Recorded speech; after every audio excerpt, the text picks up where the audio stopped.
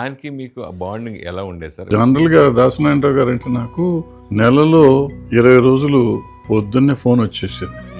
Phone ఎత్తగానే ఏమయ్యా ఎక్కడున్నావు అంటే ఈయన అసలు ఏమయ్యా ఎక్కడున్నావు లేకుండా నాకు పగలు గడవద్దు అనమాట. అట్లా ఉండేది. చాలా అండి దాసనారాయణరావు గారు కానీ నాకు సపోర్ట్గా ఉండేవారు. తిరుపతి అని ఒక సినిమా, దానికి డైరెక్టర్ దాసనారాయణరావు గారు. ఆ నెల రోజులు షూటింగ్ అయ్యే లోపల ఆయన నన్ను బాగా పరిశీలించాడు. మురళి నిన్ను పెద్ద హీరోయిన్ చేస్తానయ్యా నేను అని అప్పుడే మాట ఇచ్చాడు. అట్లా దాసరి గారి సినిమాల్లోనే దాదాపు 30-40 సినిమాల్లో. అవునవును. ఆయన వెళ్తే హాస్పిటల్ రేపు ఎల్లుండో చేరతానగా చెప్పా. సార్ మీరు హాస్పిటల్కి వెళ్తున్నారు, నేను అమెరికా పిల్లల దగ్గరికి వెళ్తున్నానండి అన్న.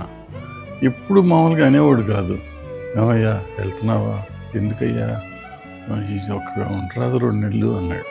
ఎందుకు అన్నాడు అబ్బాయి, ఈయనకి ఎందుకంటాడు ఏదో అన్నాడేమో అనుకున్నాను. బట్ పోయినాక ఏం చేస్తాం, చేయగలిగింది మనసు చాలా బాధపడింది. ఒక కన్న తండ్రి చనిపోతే ఎలా బాధపడతాం అంత బాధపడ్డాను. ఆయన తెలియకుండా విపరీతమైన ఏడుపు వచ్చేసి. అప్పటికి మా నాన్నగారు చనిపోయారు. వాళ్ళు చనిపోయినప్పుడు కూడా నేను అంత ఏడవలా.